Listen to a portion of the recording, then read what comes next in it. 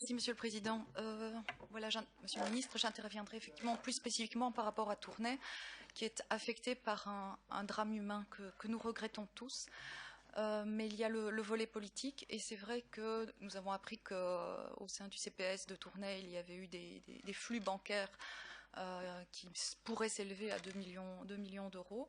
Or, la ville est sous crack depuis environ 18 ans, et ces flux concernerait aussi une vingtaine d'années, donc on peut s'étonner qu'on n'ait rien vu, en tout cas que le crack n'ait rien vu. Vous avez dit, je pense dans les médias, que ce n'était pas le rôle direct du crack, mais alors pourrait-on imaginer un élargissement de ses compétences? De même, la question se pose par rapport à la tutelle. L'autre élément, c'est que le crack a fait un audit par rapport au personnel, et il l'aurait fait un audit financier. Avez-vous des nouvelles par rapport à cet audit? Parce que les conseillers de CPAS qui là sont très impliqués, très sérieux, n'ont rien reçu comme information. Donc on voulait savoir ce qu'il en était éventuellement. Et enfin, je terminerai pour dire que maintenant tout est entre les mains de la justice, qui devra éclaircir qui a fermé les yeux, qui aurait dû les ouvrir. Et donc, on demande votre avis par rapport à ce problème local qu'il faut absolument éviter de reproduire. Merci. Président. Monsieur les députés, c'est évidemment un problème grave, grave parce qu'il a des conséquences humaines. Et quand j'entends dire que la personne aurait été poussée à cet acte extrême parce qu'elle aurait été acculée par une instruction judiciaire en cours, ne connaissant pas le fond de cette instruction judiciaire, et j'y reviendrai, on peut aussi estimer par prudence qu'elle a peut-être été acculée à ce geste fatidique parce qu'elle se sentait injustement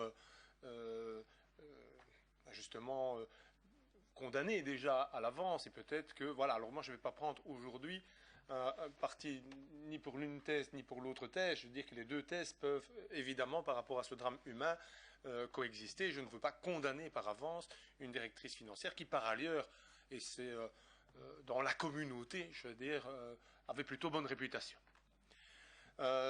L'instruction judiciaire est en cours, je vous l'ai dit. L'autorité judiciaire n'a pas cru bon, et ce n'est pas son devoir non plus, d'informer ni le ministre ni l'autorité de tutelle du contenu, du potentiel détournement. Imagine donc que je doive supputer d'un certain nombre de choses dans la réponse que je suis amené à vous faire. 3.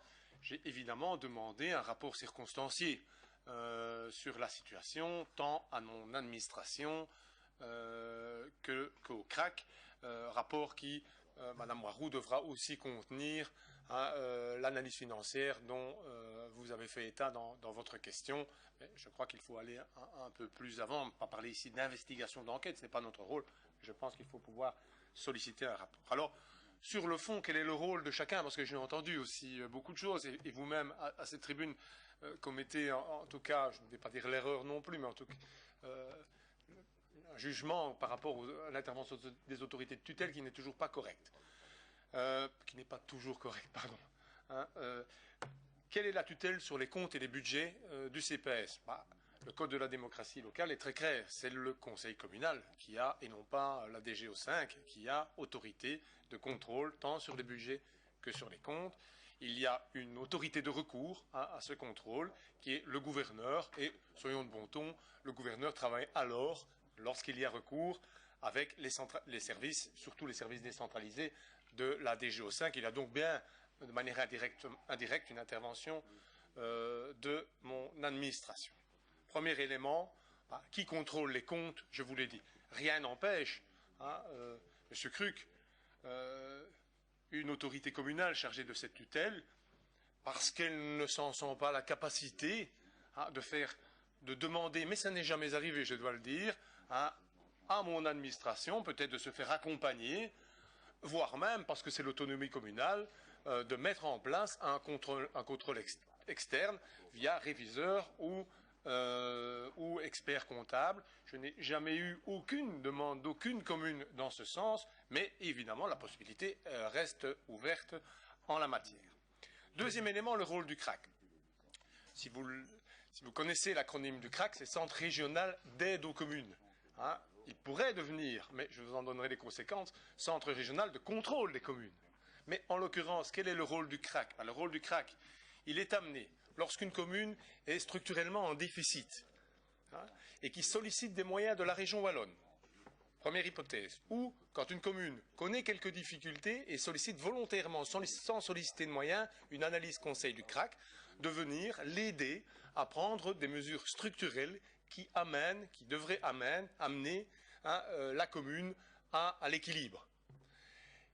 En corollaire de cette mission, lorsque l'aide de la région est sollicitée, le CRAC a effectivement un rôle de contrôle, mais pas de contrôle des comptes ni de contrôle des pièces, de contrôle que les mesures qui ont été décidées ont bien été traduites dans le budget et la conséquence évidemment dans les comptes. Voilà quel est le rôle du CRAC.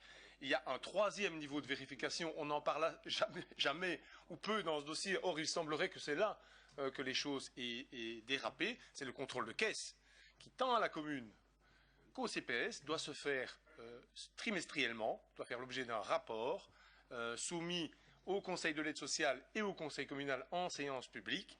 Ce rapport concerne évidemment la vérification des mouvements et elle se fait au niveau de la commune. Voilà.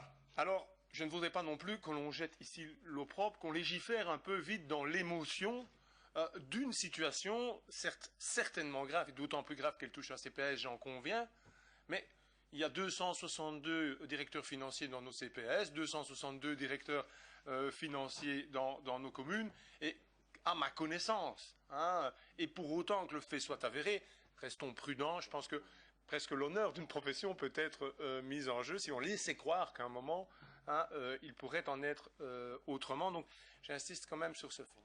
Faut-il un contrôle externe? Et est-ce que ce contrôle externe aurait amené une situation? Je signalerai aussi, et vous l'avez dit, Madame Moirot, que le CRAC, la commune de Tournai est sous tutelle du CRAC depuis une vingtaine d'années. Elle l'a été aussi de réviseur, parce que sous les plans TONUS, le CRAC était accompagné d'un réviseur. Donc il y a donc eu une intervention tout à fait externe à la région wallonne qui n'a pas plus décelé que les autres, mais ce n'était pas son travail, c'est parce qu'on lui demandait. La présumée, je dirais, fraude. Il faut savoir que si nous allions dans que ce soit par l'intermédiaire d'une restructuration de la DGO5, du CRAC ou d'un organisme externe type expert comptable ou réviseur d'entreprise, et qu'on allait au-delà de la certification des comptes, parce que certifier un compte, en l'état, n'aurait pas non plus. La certification des comptes, c'est s'assurer que les comptes à chaque compte correspond bien à une facture et que la balance a été faite correctement. On parle ici de mouvement de compte. Je vais vous donner un ordre d'idée, et vous aurez donc à juger si la mise en pratique est possible. Au CPS de Tournai, le nombre de mouvements annuels avoisine les 170 000 opérations. 170 000 opérations dans un CPS comme Tournai. Imaginez le nombre d'opérations que ça représente sur les comptes de l'ensemble des communes de Wallonie.